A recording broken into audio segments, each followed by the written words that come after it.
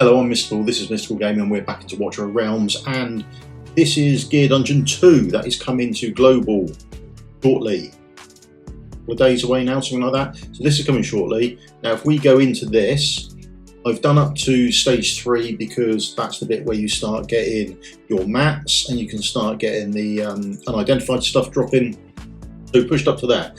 I've tried to get the team down as easy as I can. I'm not sure if it's free to play. I wouldn't class it as free to play. However, I wouldn't class it as high spender either. Everyone has different champions, and essentially you never know who's bought what, so it's all free to play, sort of. Now, here's the map. So we want a couple of healers. I've taken Hollow and Vortex, but we may not need a couple of healers. We may not need Vortex. We'll have a look at that as the fight goes on. Now, we are protecting down at the bottom left. As the mobs come right to left, we are going to place down either a defender and someone else to do physical damage, preferably a distance away, because mobs that they get hit by, Tormented Banshee, this right, yeah, turns into a spectre upon death, dealing damage to all targets within 2 tiles. The spectre disappears after 12 seconds. So where she dies, there's a tile all the way around her, and that all takes AoE damage. So we want to be that distance again away, so we only have one person stood inside the damage. So if that's one fighter, that's fine. I'm using Wrath because I'm hoping he's going to heal himself through it. That's alright. But you will then need another fighter, you're using a fighter at the front, to take on these mobs that come through. These mobs that come through, because they come through in a group of 4 and your fighter won't be able to block them all. So you'll need at least 2 fighters if you're using a fighter. If you're using a defender there, that's fine. Then you can take an archer dealing piercing damage. Make sure you're not doing magic damage because they are immune to it, and you'll be fine there. So that's another way to do that little piece at the bottom there, and that is dealing with the mobs coming from right to left. The next thing to deal with is the mobs coming from top down to the bottom. Nice and easy. Abomination sorted. That's it done. That's that lane out the way. Next part is this part at the top here. This gets a little more tricky. So this time up here, they're immune to physical damage and take magic damage. So you want a defender up here who deals magic damage. Now, Jorge or George, depending on how you want to pronounce it, is perfectly good. Captain Reeve, absolutely brilliant. But if you haven't got him, there are some other choices as well. So we place them down there. I place Hollow as a healer here, coming across to heal up our tank, and then I place a fighter behind our defender, reaching over, who does magic damage. Again, you want someone dealing magic damage. Remove all physical damage, and physical damage done actually heals them up. So right here, summons a physical clone that recovers its own HP when receiving physical damage. So, and if they're not destroyed within 60 seconds, they blow up and deal massive damage to loads of people. So that's that done. And then we get another spore point just at the end here, above it, and that is bringing out our mobs again, who are immune to magic damage. So we want physical damage going up, and we want magic damage going across from that point. That's probably the most complicated part of it. I'll strip it down as far as I can, but I cannot find epics for everywhere, so I've had to use a few legendaries. That's why I'm not classing as free to play.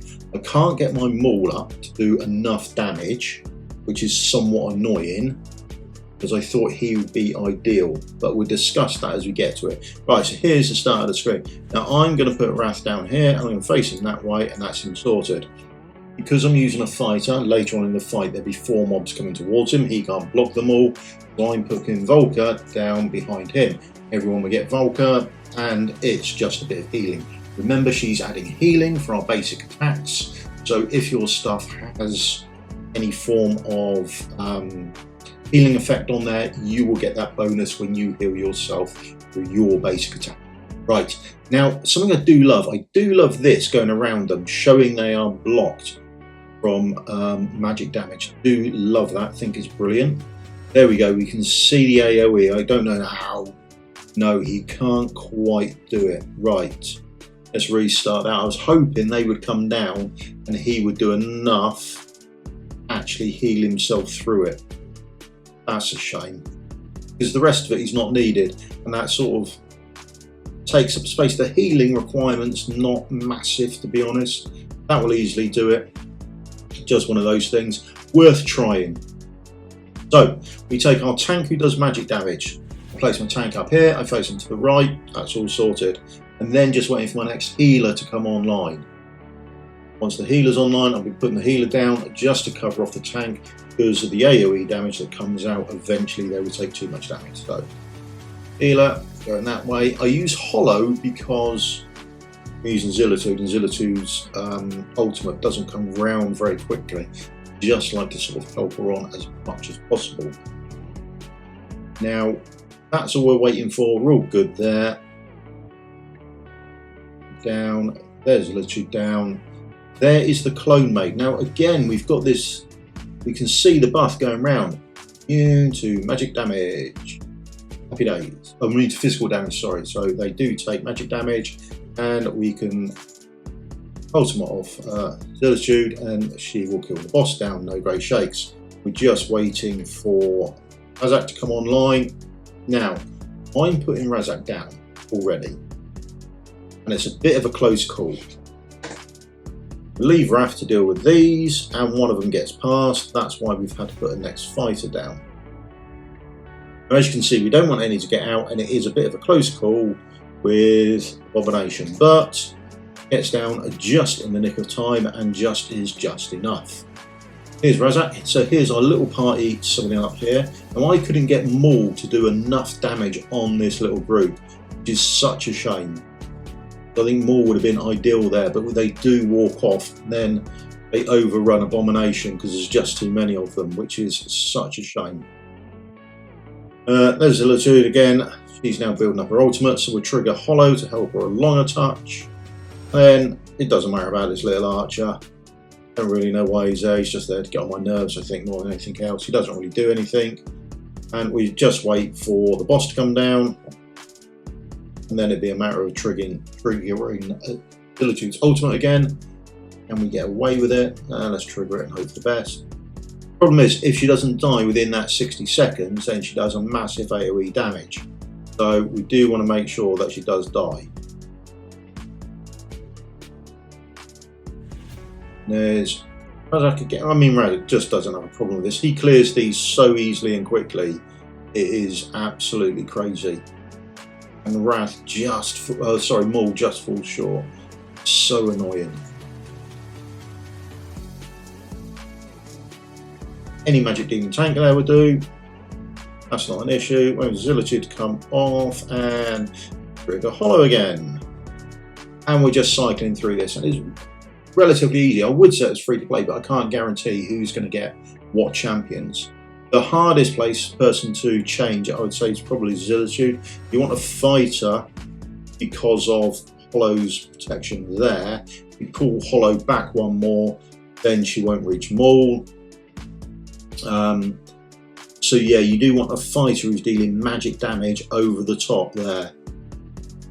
Now I'm not sure who you're going to use if you haven't got some of the legendaries to do that for you.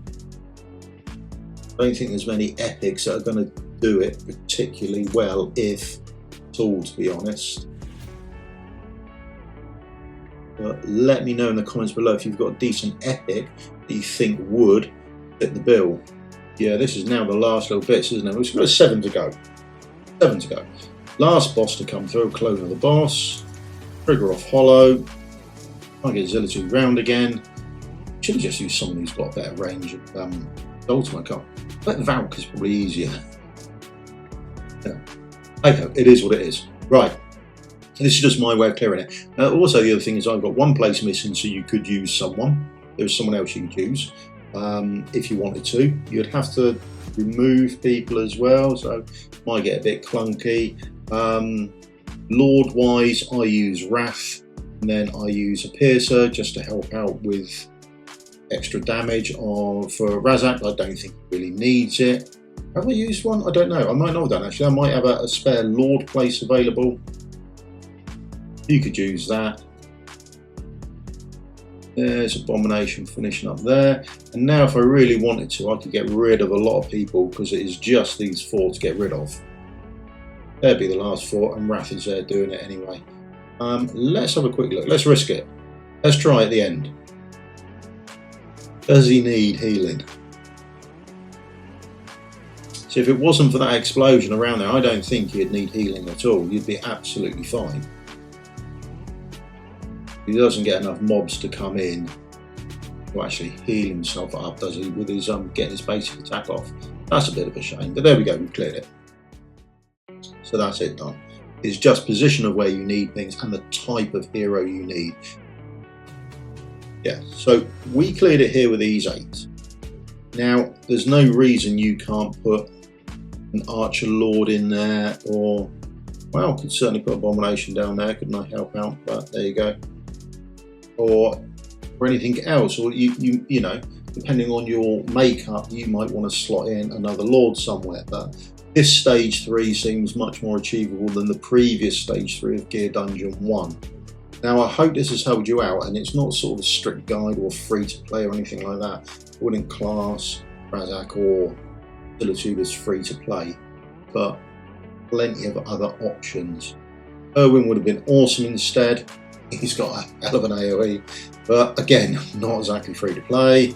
Not free to play. I'm just struggling for the fighters to go out there and deal with this. And like I said, I couldn't get Maul to replace Razak. It just didn't deal quite enough damage. A lot of people for single target damage. If your heal or if your tanks aren't doing enough here, so you could swap it.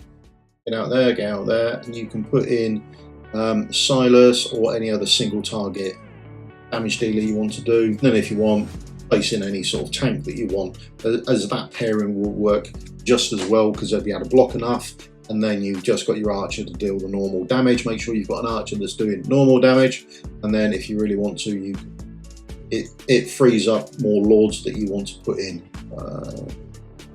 You could build the team somewhat like that and free yourself up, and just make sure you haven't been an idiot like me and you're actually putting them in the right lane.